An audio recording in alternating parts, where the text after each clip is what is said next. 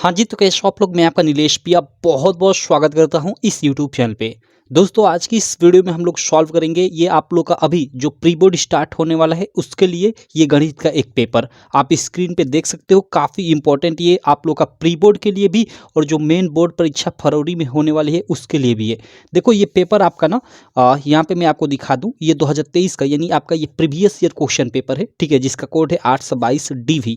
यह जो है ना, जो 2023 में आपका पेपर हुआ था सारा का सारा, वह आपका जो प्री बोर्ड एग्जाम होने वाला है उसके लिए तो इम्पोर्टेंट है ही, ठीक है? और सबसे ज़्यादा इम्पोर्टेंट आपका जो फरवरी में मेन बोर्ड एग्जाम स्टार्ट होने वाला है उसके लिए है। तो चलो इस पूरे के पूरे पेपर को हम लोग इस वीडियो में सॉल्व करते हैं।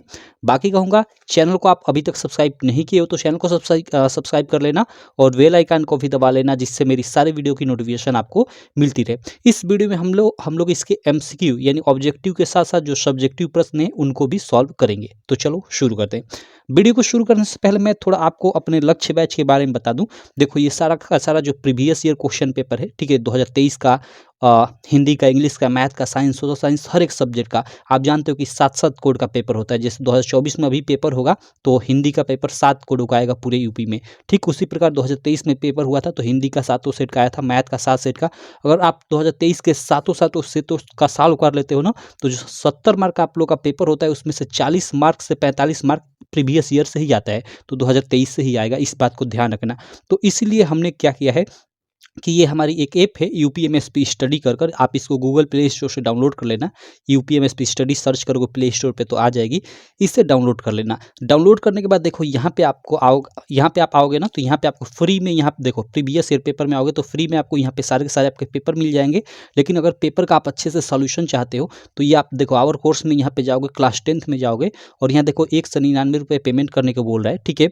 यहाँ पेमेंट करने के बाद, ठीक है, यहाँ से देखो पे नाउ कर दोगे तो पेमेंट करने के बाद अगर पेमेंट यहाँ पे आप ऑनलाइन नहीं कर रहे हो तो किसी दुकान पे जाकर इस क्यूआर पे मतलब पेमेंट कराकर और यहाँ इस पे भेज भी सकते हो। पेमेंट करने के बाद क्या होगा कि यहाँ पे आपको सातों कोड जो आपका प्रीवियस ईयर पेपर है उसका सॉल्यूशन मिल जाएगा, वीडियो के साथ PDF भी रहेगा और टेस्ट भी रहेगा। उसके अलावा जो बोर्ड ने मॉडल पेपर जारी किया है उसका भी सॉल्यूशन रहेगा, यहाँ पे वीडियो के साथ PDF भी रहेगा, टेस्ट भी रहेगा उसका।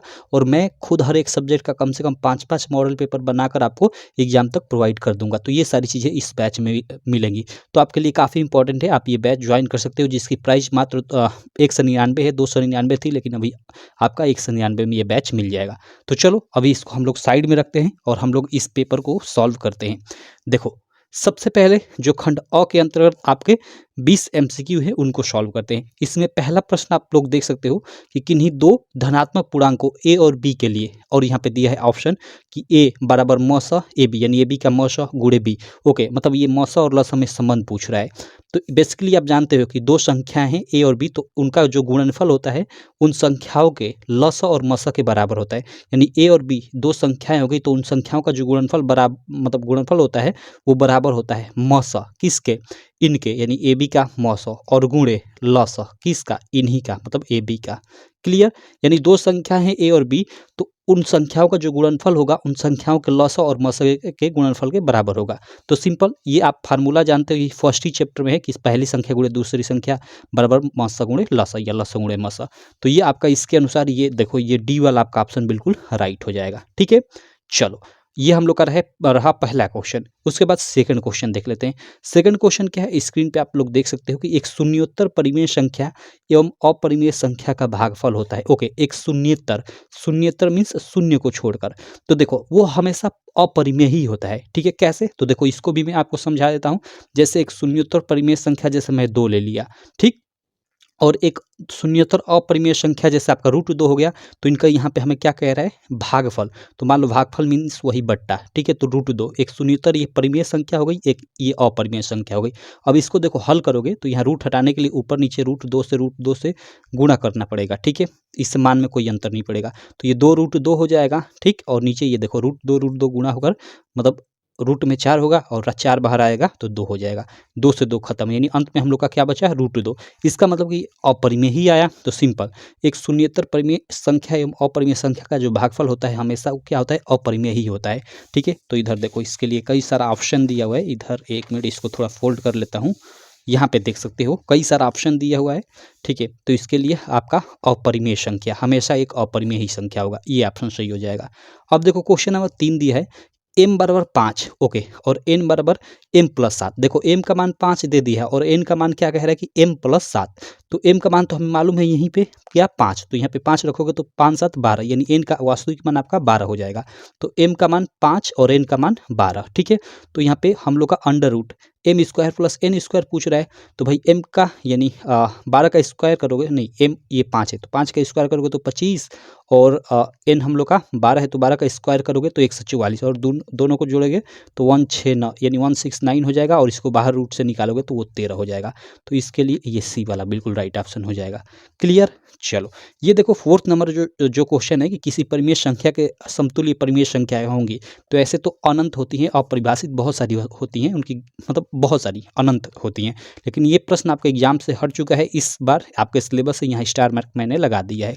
उसके बाद देखो ये 5वां क्वेश्चन काफ़ी इंपॉर्टेंट क्वेश्चन है, ठीक है, काफ़ी इंपॉर्टेंट क्वेश्चन है। क्या कह रहा है कि a1x plus b1y plus c1 बराबर 0, यानी ये एक समीकरण है, और a2x plus b2y plus c2 ये एक समीकरण है बराबर 0।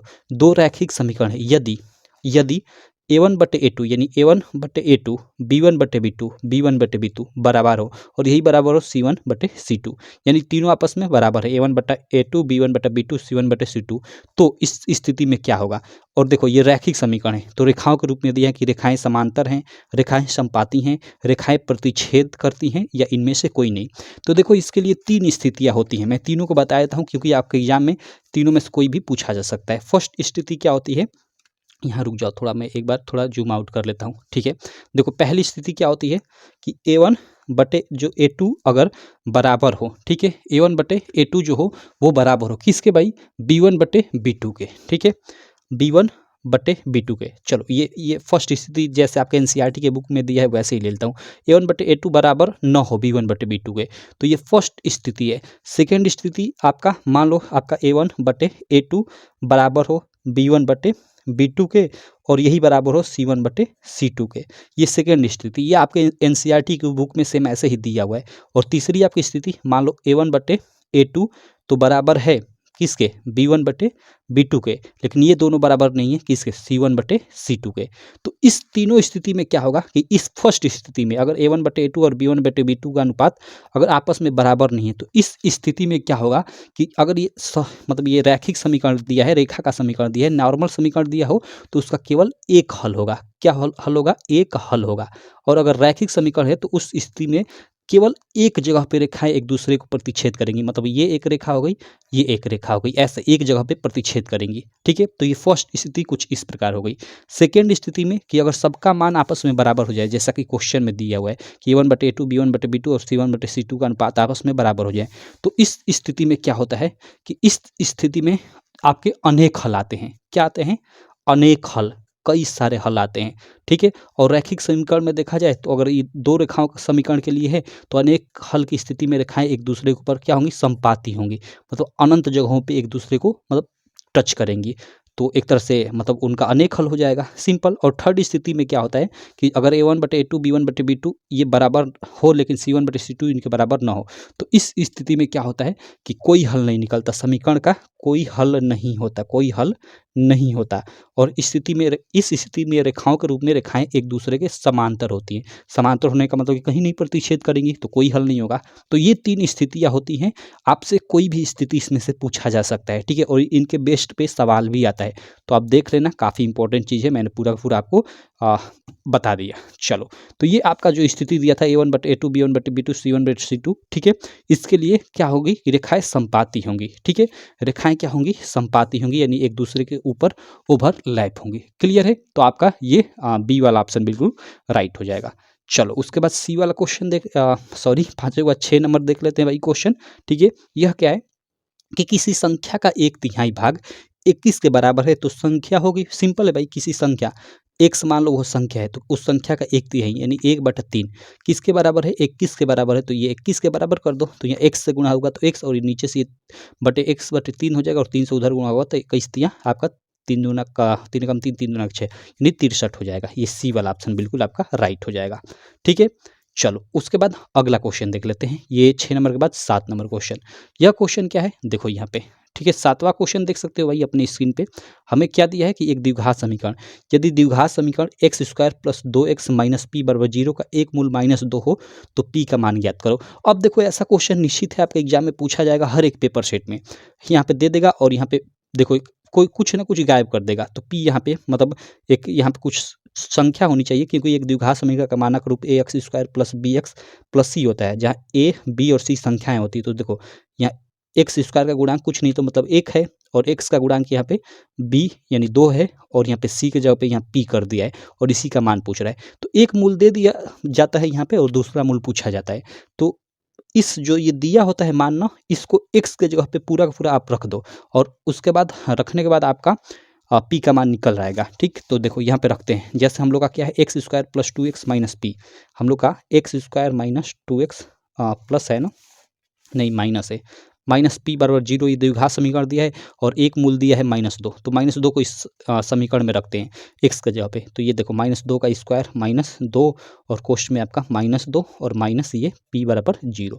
अब देखो ये आपका 4 हो जाएगा, -2 गुणे 2, और ये देखो -2 गुणे 2 ये भी आपका क्या हो जाएगा +4 हो जाएगा, और ये आपका माइनस पी है तो माइनस पी। ठीक है, अब देखो नहीं माफ़ करना, देखो यहाँ पे माइनस नहीं है, यहाँ पे प्लस है। ठीक है, यहाँ पे आपका प्लस है, इस बात को ध्यान रखना। यहाँ पे प्लस है तो प्लस माइनस में गुणा होगा तो यहाँ पे माइनस हो जाएगा। ठीक, और ये माइनस पी बराबर 0। तो अब देखो 4 और -4 तो ये कट जाएगा, यानी 0 हो जाएगा। 0 माइनस पी यानी वही आपका पी बराबर 0, सिंपल। यानी पी का मान क्या आ जाएगा आपका 0 आ जाएगा। तो पी का मान 0, ये ए वाला आपका बिल्कुल राइट ऑप्शन हो जाएगा। ठीक है भाई, चलो अगला क्वेश्चन। अगला क्वेश्चन आपका ये हट चुका है, देखो स्टार मार्क मैंने लगा दिया है तो इसको छोड़ते हैं। अगला क्वेश्चन, क्वेश्चन नंबर 8 के बाद क्वेश्चन नंबर 9 करते हैं। यह क्या है कि एक्स अक्ष पर स्थित एवं बिंदु 2 - 5 तथा -2 9 से समदूरस्थ बिंदु के निर्देशांक होंगे। काफ़ी मस्त क्वेश्चन है, ऐसा क्वेश्चन आपका 2 मार्क में भी आता है। ठीक है, चलो इसको हम लोग करते हैं, इस क्वेश्चन को सॉल्व। ओके यार, चलो माफ़ करना, एक्चुअली अभी बीच में एक लड़के का फ़ोन आ गया था। चलो मैं ये क्वेश्चन बता रहा था, इसको चलो मैं आपको फिर से बता देता हूँ।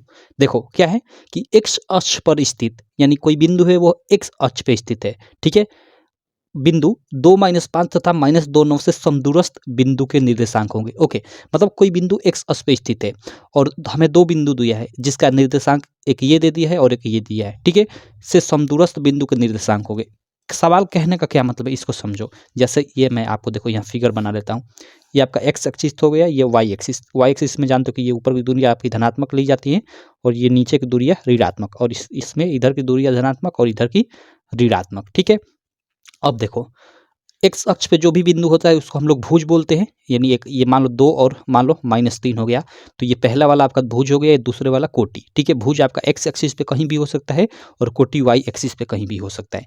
तो हमें क्या कह रहा है कि एक्स अक्ष पे स्थित, बोल रहा है ना कि एक्स अक्ष पे स्थित, एक्स अक्ष पे यहाँ कहीं भी एक्स अक्ष पे वो बिंदु हो सकता है, हमें पता नहीं है, उसी को तो ज्ञात करना है। ठीक है, एक्स अक्ष पे स्थित एक बिंदु है, जो बिंदु 2 - 5, अब 2 - 5 कहाँ पड़ेगा, तो भाई 2 और -5, तो 2 आपका मान लो यहाँ पे आपका 2 है और 5 यहाँ पे कहीं 5 है, इन दोनों को मिला तो वो बिंदु हम लोग का यहाँ पे मान लो पड़ेगा। ये बिंदु 2 आपका -5 है, और एक बिंदु यानी एक ये बिंदु है, और एक बिंदु हमें क्या है दिया है -2 9, तो -2 यहाँ पे आपका मान लो, और 9 मान लो ये आपका यहाँ पे ऊपर आकर पड़ रहा है, तो इन दोनों को मिलाओ, यानी ये वाला बिंदु आपका क्या पड़ेगा, ये आपका बिंदु पड़ेगा -2, 9। ठीक है, हमें बोल रहा है कि एक्स अक्ष पे कोई बिंदु है। ठीक है, वो बिंदु 2 - 5 और -2 9 से समदूरस्थ है, मतलब इनसे और इनसे समान दूरी पे है, यानी कहीं भी वो बिंदु है, हमें पता नहीं इस एक्स अक्ष पे कहाँ स्थित है, यहाँ भी हो सकता है, यहाँ भी हो सकता है, हमें पता नहीं। तो उदाहरण के तौर पे मैं मान लेता हूँ कि वो यहाँ पे है। ठीक है,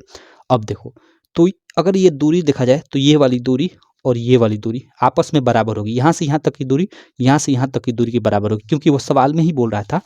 यहाँ पे देखो कि एक्स अक्ष पे स्थित एवं बिंदु 2 - 5 यानी 2 - 5 तथा -2 9 से समदूरस्थ बिंदु के निर्देशांक होंगे, यानी समदूरस्थ यानी दोनों से समान दूरी पे है। तो अब देखो, अब इसका निर्देशांक हम मान लेते हैं, तो इसके निर्देशांक क्या होगा भाई, तो इसका निर्देशांक देखो ये आपका क्या है, भुज है, तो भुज आप मान लो यहाँ पे एक्स है और इस पे एक्स एक्सिस पे कोटि हमेशा 0 होती है, तो 0, तो इसका निर्देशांक आप x0 मान लो। ठीक है, जीरो तो ये हमेशा आपका निश्चित है, किसी भी बिंदु पे इस पे होगा, और वाई वाला, ठीक है, और एक्स का कुछ ना कुछ यहाँ पे मान होगा, क्या होगा वही हमें ज्ञात करना है, ठीक है, वही बिंदु हमें ज्ञात करना है। तो चलो देखते हैं।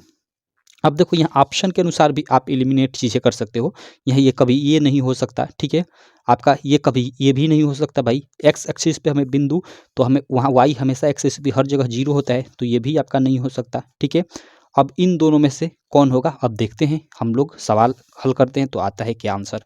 अब देखो, हमें सबसे पहले हम लोग क्या करेंगे कि इन दोनों के बीच की दूरी ज्ञात कर लेंगे दूरी सूत्र से, और इन दोनों के बीच दूरी ज्ञात कर लेंगे, और दोनों दूरियां समदूरस्थ है तो दोनों को बराबर कर लेंगे, और फिर एक्स का मान ज्ञात कर लेंगे।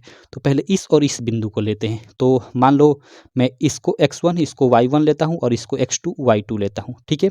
तो देखो यहाँ पे तब दूरी सूत्र d से ये वाली दूरी हम लोग की क्या हो जाएगी, अंडर रूट x2 की जगह पे मैं ये लेता हूँ, ठीक है, मतलब ये x1 y1, ये x2 y2। तो x2 की जगह पे x है तो x ही रखता हूँ, और माइनस y1, तो y1 की जगह पे हम लोग का क्या है, x2 माइनस x1 होता है, माफ़ करना। तो x1 आपका -2, और माइनस पहले से है तो +2 हो जाएगा, और होल का वर्ग, ये फार्मूला होता है ना, x2 minus x1 plus y2 minus y1। तो y2 हम लोग का 0 है, माइनस y1 क्या है, ये 9 है, तो 9 होल का वर्ग, ठीक है। अब चलो ये किसके बराबर होगा, ये बराबर होगा भाई किसके बराबर, इस दोनों बिंदु के बीच की दूरी के, ठीक है।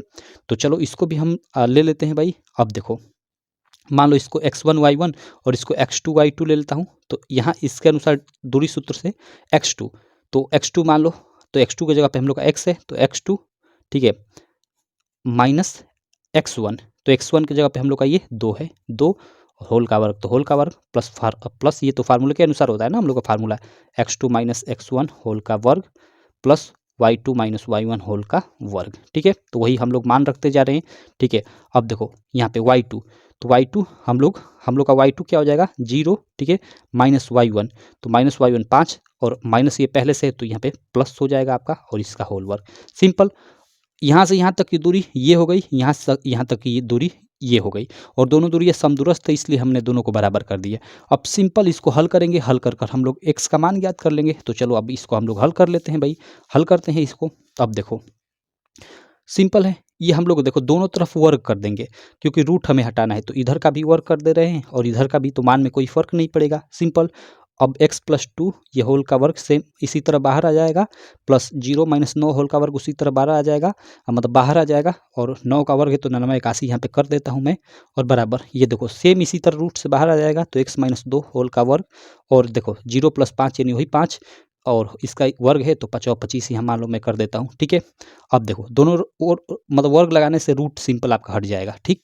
अब देखो यहाँ पे देखो, अब क्या होगा, अब यहाँ पे देखो x प्लस 2 है होल का वर्ग, तो इसके फार्मूले पे हम लोग तोड़ते हैं, a प्लस बी होल के स्क्वायर के फार्मूले पे, तो a स्क्वायर प्लस 2ab यानी 2 दूना का 4x हो जाएगा, और प्लस बी स्क्वायर यानी 4, ठीक है, और प्लस ये आपका 81 है तो 81, और बराबर ये देखो a माइनस बी होल का वर्ग है, तो a स्क्वायर माइनस 2ab यानी 2 दूना का 4, ठीक है, यानी -4 x हो जाएगा, ठीक है, होता है ना -2ab, तो a की जगह पे ये, b की जगह पे ये रखोगे तो आपका ये आ जाएगा, ठीक है। अब देखो उसके बाद प्लस बी स्क्वायर होता है तो 2 दूना का 4 हो जाएगा, ठीक। अब देखो ये 25 है तो प्लस आपका 25, सिंपल। अब देखो इसको हल करते हैं। अब देखो x इधर आ गया तो माइनस हुआ, तो एक्स स्क्वायर, और ये एक्स स्क्वायर इधर आ गया तो माइनस, मतलब ये कट जाएगा आपका दोनों, ठीक है। क्यों, क्योंकि एक्स स्क्वायर है, इधर आएगा तो माइनस एक्स स्क्वायर होगा, और एक्स स्क्वायर पहले से ही है तो दोनों कट जाएंगे। अब देखो -4x मतलब सॉरी 4x और -4x इधर आएगा तो ये आपका इधर आकर प्लस हो जाएगा, ये 4x प्लस 4x, ये कैसे हुआ, इसको मैंने इधर लाया तो इधर माइनस है तो इधर आकर प्लस हो जाएगा, और 81 और 4 ये आपका 85 हो गया, ठीक है, बराबर। अब देखो ये 25 और 4 आपका 29 हो गया, इसको तो हमने उधर लेकर चले गए ये वाला, ठीक। 4 ये आपका 8x, अब देखो बराबर ये 29 और ये 85 उधर जाएगा तो -85 हो जाएगा, ठीक। या 8x बराबर ये क्या हो जाएगा, अब इसको घटाते हैं, 85 में से 29 और माइनस है तो माइनस लगा देंगे, ठीक। तो 9 तो आपका यहाँ मतलब क्या होगा, देखो यहाँ पे घटाते हैं तो ये आपका लगभग 56 ना, ठीक है,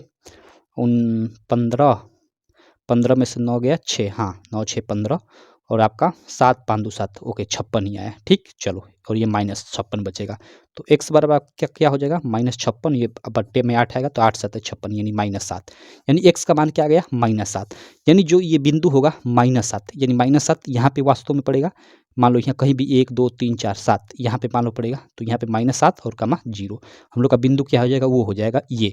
तो यहाँ वास्तव में दूरी आपकी ये आपका डायग्राम ये भी बनेगा। हमने तो यहाँ पे माना था एक तरह से, वास्तव में आपका ये डायग्राम बनेगा सिंपल। तो डायग्राम बनाने की कोई ज़रूरत नहीं होती है, ठीक है, सिंपल आपको हल करना होता है। चलो, तो ये आपका बिंदु क्या आ गया, तो आपका एक्स अक्ष पे जो बिंदु है वो आ गया आपका -7, 0। तो -7, 0 आपका ये वाला बी वाला ऑप्शन सही होगा, ये वाला नहीं सही होगा, ठीक है।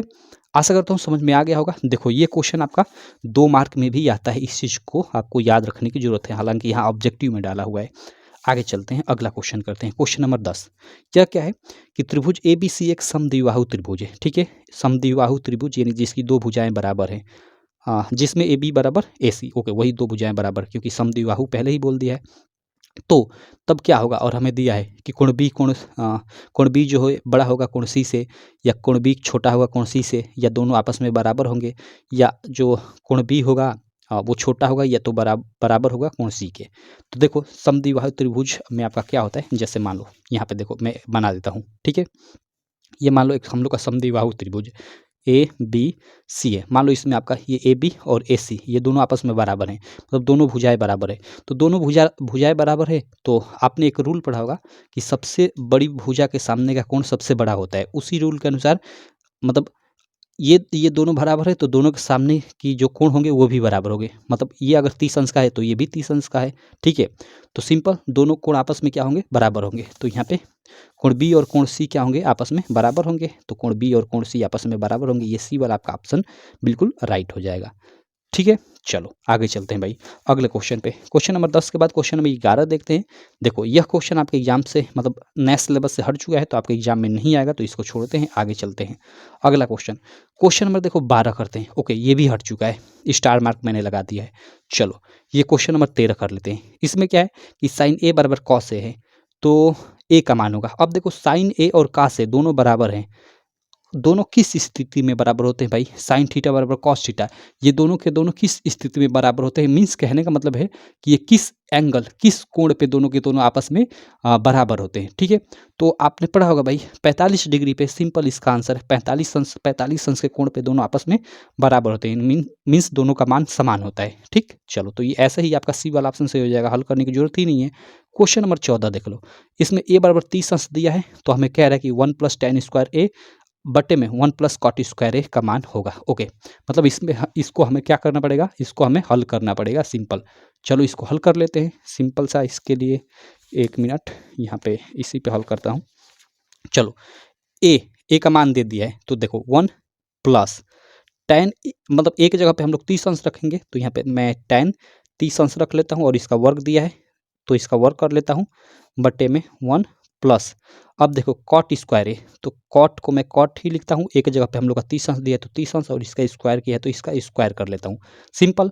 अब जो भी इसका मान होता है उसको रखते हैं भाई, और रख कर इसको हल करते हैं। तो देखो इसको हम लोग हल कर रहे हैं, तो ये देखो आपका 1 + tan 30 अंश का हम लोग का मान क्या होता है भाई, tan 30 अंश का मान 1/√3 होता है, तो 1/√3 का हम लोग होल वर्ग कर देंगे, क्योंकि होल वर्ग है, और बट्टे में 1 + ये देखो कॉट 30 अंश है। अब कॉट 30 अंश का मान क्या होता है, √3 होता है, तो √3 और इसका वर्ग है भाई, तो इसका वर्ग कर देते हैं। अब इसको हल करते हैं, तो ये देखो 1 + ये देखो वर्ग होगा तो एक का एक ही होगा, और ये रूट से बाहर आ जाएगा 3, सिंपल। और यहाँ देखो 1 + ये 3 रूट से यहाँ पे बाहर आ जाएगा, तो +3 हो जाएगा, क्योंकि यहाँ √3 है, तो √3 × √3 यानी 3 बाहर आ जाएगा, सिंपल। अब देखो 3 × 3 और एक 4/3 ऊपर हो जाएगा, ठीक है, और ये बट्टे में 3 × 4 पहले से है, मतलब जोड़ देंगे तो हो जाएगा। अब ऐसी स्थिति में ये आपका देखो अंश हर, और ये मेन आपका बट्टा, और फिर ये अंश, तो नीचे कुछ नहीं तो हर एक हम लोग मान सकते हैं।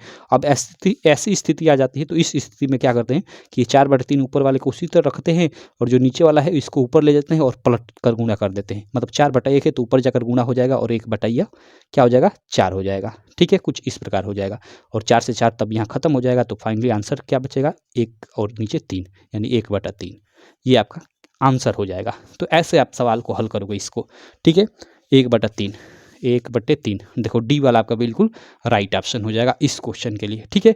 चलो भाई अगला क्वेश्चन नंबर 14 के बाद क्वेश्चन नंबर 15 करते हैं भाई। क्वेश्चन नंबर 15 देख सकते हो, काफ़ी शानदार क्वेश्चन है, देखो ध्यान देना। देखो क्वेश्चन क्या कह रहा है कि यदि एक गोले की त्रिज्या को दोगुना कर दिया जाए तो उसके पृष्ठीय क्षेत्रफल में होने वाली प्रतिशत वृद्धि होगी। Very very important question, very very important. तो देखो इसको हम लोग सॉल्व करते हैं। 1 मिनट, इसके लिए थोड़ा एक पेज ले लेता हूँ। अरे भाई निकलना। चलो देखो, एक गोले की त्रिज्या दुगुना कर दिया जाता है। अब देखो मान लो गोले की त्रिज्या आर है, ठीक है, उसको दुगुना कर दिया गया, यानी दुगुना मीन्स 2 से गुणा उसमें, तो 2r कर दिया गया, तो उसके पृष्ठीय क्षेत्रफल में होने वाली प्रतिशत वृद्धि होगी। ओके, तो यहाँ पहले आर थी तो गोले की आपका, तो उसका आपका क्या होगा, पृष्ठीय क्षेत्रफल क्या होगा उसको हम लोग देख लेते हैं। तो अगर शुरू में त्रिज्या आर थी तो उसका पृष्ठीय क्षेत्रफल, चूंकि गोले का पृष्ठीय क्षेत्रफल क्या होता है, 4πr² होता है। सिंपल, तो ये 4π और आर के जगह पे हम लोग आर ही रखेंगे क्योंकि हमने आर ही माना था, तो आर रखते हैं और इसका वर्ग है तो वर्ग, यानी ये आपका पृष्ठीय क्षेत्रफल होगा अगर गोले की त्रिज्या आर है तो। और दोगुना कर दिए तो दोगुना करने के बाद क्या होगा, तो देखो 4πr², ये तो सिंपल आपका फार्मूला होता है। अब आर की जगह पे हम लोग यहाँ पे 2r रखेंगे, ठीक है, तो 4π और आर की जगह पे हम लोग 2r रखेंगे और इसका स्क्वायर करेंगे, तो यहाँ पे देखते हैं क्या आता है। तो अब देखो, ये देखो 4π और ये यहाँ पे गुणा ही कर देता हूँ, 2 दूना का 4r², ठीक है। अब ये 4 से 4 आपका होगा तो चचौ का वही 16, और ये पाई का पाई और ये आर का r², ठीक, ये हो गया। मतलब त्रिज्या आर थी तो क्षेत्रफल ये था, और त्रिज्या दोगुनी यानी 2r कर दिए तो क्षेत्रफल ये हो गया। तो यहाँ पे हमें क्या पूछ रहे हैं कि यदि ये गोले की त्रिज्या को दोगुना कर दिया जाए तो उसके पृष्ठीय क्षेत्रफल में होने वाली प्रतिशत वृद्धि होगी। तो देखो गोले की त्रिज्या आर थी तो उसका पृष्ठीय क्षेत्रफल 4πr² था, और उस त्रिज्या को हमने दोगुना कर दिया तो क्षेत्रफल 16πr² आ गया। तो कितने प्रतिशत की वृद्धि हुई, हमें वृद्धि प्रतिशत पूछ रहा है। तो देखो 4πr² से वृद्धि हो गई कितने की, मतलब 16πr² हो गया, यानी 12πr² की वृद्धि हो गई। शुरू में आपका 4πr² था, जब त्रिज्या हमने दोगुना किया तो मतलब पृष्ठीय क्षेत्रफल 16πr² हो गया, यानी कितने 12πr² की वृद्धि हो गई, ठीक है। इतने की वृद्धि हो गई, वृद्धि तो इतने की हुई, ठीक है, लेकिन हमें यहाँ पे वृद्धि प्रतिशत पूछ रहा है कि वृद्धि प्रतिशत वृद्धि क्या होगी, यानी वही वृद्धि प्रतिशत क्या होगी। अब देखो अगर गुना कहता कि क्षेत्रफल कितने गुना हो गया, तो 4×3=12 कितना 3 गुना हो गया, ठीक, मतलब सॉरी, चचौ का 16 4 गुना हो गया, यहाँ पे 4 गुना हो गया क्षेत्रफल। लेकिन हमें वृद्धि प्रतिशत पूछ रहा है, तो वृद्धि प्रतिशत बराबर, ठीक है, वृद्धि प्रतिशत बराबर कैसे निकालेंगे, वृद्धि कितने की हुई, तो 12πr² की, और कितने पे भाई, तो हमें 4πr² पे, ठीक है, तो 4πr² पे ये मूल मान हो गया और ये वृद्धि होगी, और प्रतिशत निकालने के लिए 100 से गुणा, तो ये आपका कट गया, 4×3 और 100 से गुणा होगा तो आपका ये 300%, यानी 300% की आपकी प्रतिशत वृद्धि हो गई, ठीक है। क्षेत्रफल तो आपका 4 गुना हुआ, अगर यहाँ पे गुना पूछता कि उसका तब क्षेत्रफल होगा तो 4 गुना हो जाएगा, सिंपल, क्योंकि पहले 4πr² था और त्रिज्या हमने 2r कर दिया, यानी दोगुनी कर दिया तो 16πr² हो गया, यानी इसका ये 4 गुना हो गया। लेकिन वहीं पे वृद्धि प्रतिशत पूछ दे तो कुछ इस प्रकार आप निकालोगे, ठीक है, जो भी वृद्धि हुई है उसमें से मूल जो मान था उसको घटा दोगे, और फिर आप मूल मान को ऊपर रखकर, और जो मतलब जो वृद्धि हुई है उसको ऊपर रखकर और मूल मान नीचे रखकर 100 से गुणा कर उसको हल करोगे तो वृद्धि प्रतिशत निकल कर आ जाएगी, या प्रतिशत वृद्धि। तो यहाँ पे 300% की वृद्धि हुई है, सिंपल, ये आपका सी वाला ऑप्शन सही हो जाएगा। क्लियर है भाई। चलो अगला क्वेश्चन नंबर 15 के बाद ये देखो, ये क्वेश्चन हट चुका है, ये शानदार क्वेश्चन है लेकिन हट चुका है क्योंकि मैंने यहाँ पे स्टार मार्क लगाया है। चलो इसको छोड़ते हैं, अगला क्वेश्चन करते हैं। क्वेश्चन नंबर 17, यह क्या है कि निम्नलिखित सारणी का माध्य होगा। ओके, इस सारणी का हमें माध्य ज्ञात करना है। अब सिंपल माध्य के लिए भाई इसका अब हम लोग अच्छे से सारणी एक बनाएंगे भाई, क्योंकि उसमें हमें बहुत सारी चीज़ें होती है, हमें बहुत सारी चीज़ें ज्ञात करनी पड़ेंगी, मध्यमान बारंबारता ज्ञात करनी पड़ेगी। तो चलो इसके लिए मैं सारणी यहीं पे बनाता हूँ, ठीक है, यहाँ पे इस ऐसे ले लेता हूँ। चलो सबसे पहले वर्ग अंतराल दिया है तो वर्ग अंतराल जो भी है उसको हम लोग ले लेते हैं, ठीक है। उसके बाद हम लोग का बारंबारता दिया है भाई, तो हम लोग बारंबारता ले लेते हैं, ठीक है। और बारंबारता को हम लोग किससे डिनोट करते हैं, Fi से, ठीक। चलो इसके बाद हम लोग, चूंकि हम लोग का फार्मूला क्या होता है, देखो फार्मूला हम लोग का होता है समांतर माध्य का, समांतर माध्य बराबर क्या होता है, summation Fi into Xi, into means वही गुणा, और बट्टे में क्या होता है, समेसन Fi। देखो Fi इंटू Xi मतलब Fi और Xi का गुणनफल, और गुणनफल का योग, समेसन योग को डिनोट करता है, और नीचे समेसन Fi यानी Fi जो भी है उसका योगफल। तो अब देखो यहाँ पे, अब ये Xi क्या होता है, तो ये आपका मध्य मान होता है, सिंपल। तो यहाँ पे हम लोग मध्य मान लिखेंगे, यहाँ पे देखो ये मध्यमान, हालांकि ये मैं आपको डिटेल में बता रहा हूँ, ये 2 नंबर में भी सवाल आता है इसलिए डिटेल में बता रहा हूँ, ठीक है, इसको सीख जाओ, ठीक है, ऐसे तो आप जानते ही होंगे। चलो XI, अब देखो ये इतनी चीज़ें हो गई। अब हम लोग चीज़ों को हम लोग मतलब इसको, अब चूंकि यहाँ पे दोनों का गुणनफल भी दिया है FI इंटू XI, तो यहाँ पे हम लोग दोनों का ये गुणनफल भी ज्ञात करते हैं FI इंटू XI, ठीक। अब चलो जो भी दिया है उस चीज़ को हम लोग लिख लेते हैं। यहाँ हमें सवाल में क्या क्या दिया है, यहाँ पे देखो वर्ग अंतराल 0 से 2, 2 से 4, 4 से 6, 6 से 8, 8 से 10, तो इसको लिख लेते हैं 0 से 2, 2 से 4, 4 से 6, 6 से 8 और उसके बाद 8 से 10, 1 2 3 4 5, 1 2 3 4 5, ठीक। उसके बाद 3 1 5 4 7 इनकी बारंबारताएं दी है, इसकी बारंबारता हमें 3, इसकी 2 4 की हमें 1, उसके बाद इसकी 5 6 8 की 4, तो 4 रख लेते हैं और 8 10 की हमें 7, तो 7 रख लेते हैं। अब देखो मध्यमान ज्ञात करते हैं। मध्यमान कैसे ज्ञात करते हैं, जो वर्ग अंतराल होता है दोनों को हम लोग जोड़ते हैं, ये निम्न ये उच्च, दोनों को हम लोग जोड़ते हैं और 2 से भाग देते हैं, तो 0 और 2 को जोड़ेंगे तो 2 होगा और 2 से भाग देंगे तो यहाँ पे आपका 1 आ जाएगा, सिंपल। 4 2 6 और इसका हम लोग 2 से भाग देंगे यानी वही आधा करेंगे, तो 4 2 6 का आधा हम लोग का 3 हो जाएगा। 6 4 10, इसका आधा क्या हो जाएगा भाई, इसका आधा आपका 5 हो जाएगा। 8 6 14 और इसका आधा क्या हो जाएगा 7, और 10 8 18, 18 का आधा हम लोग करेंगे तो वो क्या हो जाएगा 9 हो जाएगा, सिंपल। तो ये हमें मध्यमान सबका ज्ञात हो गया, सब वर्ग अंतराल का। अब यहाँ पे हम लोग क्या करेंगे, अब यहाँ पे हम लोग FI इंटू XI यानी दोनों को गुणनफल करेंगे, तो सीधी सीधी जो भी चीज़ें हमें प्राप्त हुई हैं, ठीक है, इनका हम लोग गुणनफल आपस में कर देंगे, तो 3 एकम यहाँ पे 3 हो जाएगा, 1 3 3 और देखो 5 25, ठीक है, और उसके बाद हम लोग का 4 7 यानी वही सच्चों का आपका 28 यहाँ पे हो गया और 7 9 63 हो गया, सिंपल, इतना हो गया। अब देखो यहाँ पे हमें सवाल में मतलब फार्मूले के अनुसार हमें FI इंटू XI का हमें योगफल, क्योंकि समेसन का मतलब होता है योगफल, योगफल लेना है, तो FI इंटू XI सारा का सारा हमें आ गया। अब इनका योगफल करेंगे, ठीक है, तो अब देखो यहाँ पे हम लोग लिख भी सकते हैं, यहाँ पे लिख भी सकते हो कि समेसन FI इंटू XI, या फिर डायरेक्ट आप जोड़ भी सकते हो, ठीक है।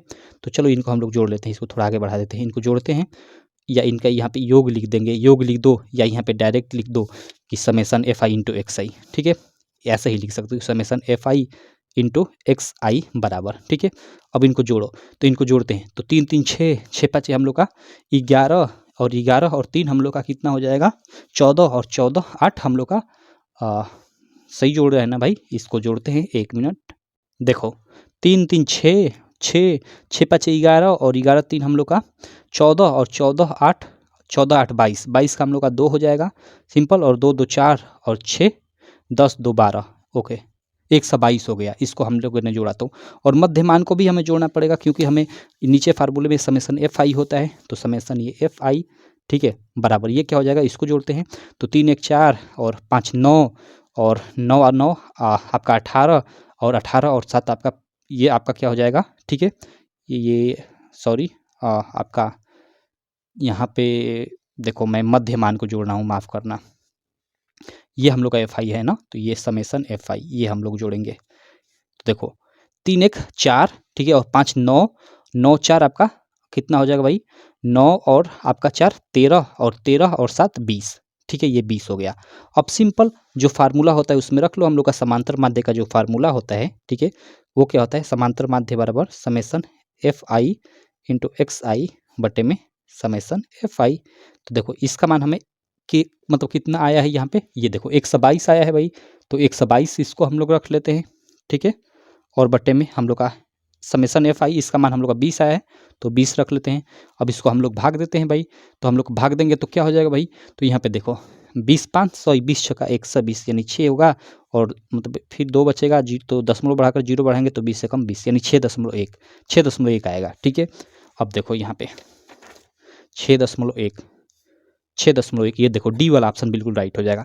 ये आपका ऑब्जेक्टिव में दिया है, लेकिन ये अक्सर 2 मार्क में भी प्रश्न आता है, अक्सर क्या आता ही आता है, निश्चित होता है, ठीक। चलो आगे करते हैं, अगला क्वेश्चन 17 के बाद क्वेश्चन नंबर 18 करते हैं, और फिर इसके बाद 19 20। ये देखो किसी बारंबारता बंटन का माध्य हमें देखा दिया है 24.1 और बहुलक इतना दिया है 28, माध्यक होगा, ओके, माध्य दिया है, बहुलक दिया है और माध्यक पूछ रहा है, माध्यक मीन्स वही आपका क्या हो जाएगा माध्यिका, ठीक है, माध्यक मीन्स वही आपकी माध्यिका हमें यहाँ पे पूछा जा रहा है। तो देखो इन तीनों में संबंध क्या होता है, माध्य बहुलक और माध्यक में एक फार्मूला होता है, ठीक है, फार्मूला होता है, उसी फार्मूले पे हम लोग रखेंगे इन तीनों चीज़ों को और हम लोग का आंसर आ जाएगा।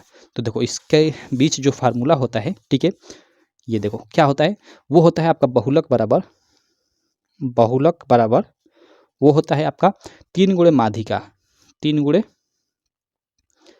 माध्यिका माइनस 2 गुणे समांतर माध्य, 2 गुणे समांतर माध्य। सिंपल। अब हमें क्या क्या दिया है, तो देखो यहाँ पे माध्य 24.1, हमें माध्य दिया है 24.1 और उसके बाद हमें क्या दिया है, बहुलक दिया है 28, बहुलक हमें दिया है 28। तो अब चीज़ों को यहाँ पर रखते हैं। अब देखो बहुलक हमें 28 दिया है तो बहुलक जगह पे 28 रखते हैं, बराबर ये 3 गुणे माध्यिका, तो हमें ज्ञात ही करना है क्योंकि हमें माध्यक पूछ रहा है, यानी वही माध्यिका, तो इसके जगह पे मान लो मैं m लिख लेता हूँ साइड में m ही, चलो, और माइनस ये 2 गुणे समांतर माध्य 24.1 है तो 24.1 रख लेता हूँ। तो ये देखो 28 बराबर ये 3m, ठीक है, 3m इसको इस तरह लेता हूँ और ये माइनस, अब देखो ये गुणा होगा तो 2 एकम 2 और 2 चौका 8 और 2 दूना का 4, 48.2 हो जाएगा। सिंपल। अब देखो इसको इधर लाते हैं, ठीक है, तो 28 और ये माइनस है तो इधर आकर प्लस 48.2 बराबर ये 3me हो जाएगा, ठीक है। अब इनको हम लोग जोड़ते हैं तो ये 0.2 उसी तरह रहने देते हैं, 8 8 16 का 6 और 4 2 6 1 7 76.2 ये आपका होगा, ठीक है। अब देखो ये बराबर 3me, यानी वही 3me बराबर आपका 76.2, तो me बराबर आपका क्या हो जाएगा 76.2 बट्टे में 3। अब इसको घटाओ तो me बराबर आपका क्या हो जाएगा, अब देखो इसको आप भाग दो, तो भाग दोगे तो आपका ये 3 दूना का 6, 1 बचा 3 5 15 और दशमलव लग गया, 1 बचा 3 चौका 12, ठीक है, यानी आपका 25.4 आएगा। सिंपल। एमी जो हमने माना था माध्यिका यहाँ पे, तो माध्यिका का मान हम लोग का कितना आ गया 25.4, ये वाला सी वाला इसके लिए राइट ऑप्शन हो जाएगा। सिंपल। तो ये हुआ 18 का आपका सी ऑप्शन सही। अब चलो 19 हम लोग देख लेते हैं। 19 नंबर क्वेश्चन क्या है कि उपयुक्त बारंबारता बंटन में बहुलक वर्ग होगा, हमें बहुलक वर्ग खोजना है, इस बारंबारता बंटन में बहुलक वर्ग हमें खोजना है। तो बहुलक वर्ग कौन सा होगा, तो वो जिसकी बारंबारता सबसे अधिक बार होगी। तो देखो 0 से 10 जो वर्ग है उसकी बारंबारता 11 बार है, 10 से 20 तक की 21 बार है, 20 से 30 तक की 23 बार है, 30 से 40 की 14 बार और 40 से 50 तक का जो वर्ग है वर्ग अंतराल है उसकी 5। तो सबसे बारंबारता किसकी है, इसकी हमें क्योंकि यहाँ पे दे दिया है बारंबारता यहाँ पे 23 बार है, सबसे अधिक इस वर्ग की है, तो हम लोग का वर्ग बहुलक वर्ग 20-30 हो जाएगा। सिंपल। ठीक है, तो यहाँ पे हम लोग का ये 20-30 होगा। अब देखो इधर इसके लिए ऑप्शन दिया होगा तो हम लोग का 20-30 सही होगा। 1 मिनट इधर आ जाता हूँ। चलो तो देखो यहाँ पे 20-30 ये बी वाला आपका बिल्कुल राइट ऑप्शन हो जाएगा। अब देखो यहाँ पे हमें ओके माध्यक एवं बहुलक के बीच संबंध होता है। ओके अभी इसको हमने लगाया है। ठीक है, कौन सा हम लोग का सही हो जाएगा, बहुलक बराबर ये हम लोग का 3 गुणे, ठीक है, माध्यिका 3 गुणे माध्यिका कहाँ है भाई, माध्यिका माध्यक, ठीक है, माइनस 2 गुणे बहुलक। ओके डी वाला इसका मतलब देखो ये माध्यक या इसको आप माध्यिका बोल लो, बात एक ही हुआ।